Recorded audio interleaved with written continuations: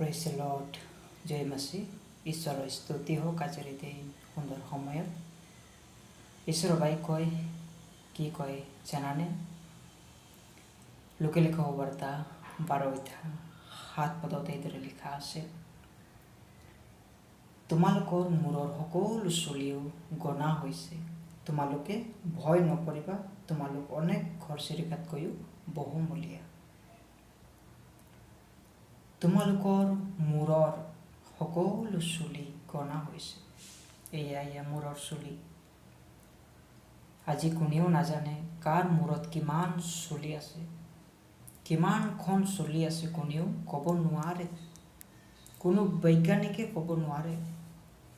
কিন্তু ইয়াত বাইবেলত লিখা আছে, ঈশ্বৰে কৈছে যে তোমালোকৰ মূৰৰ সকলো চুলি গনা হৈছে, গণনা কৰা হৈছে, ভয় নকৰিবা।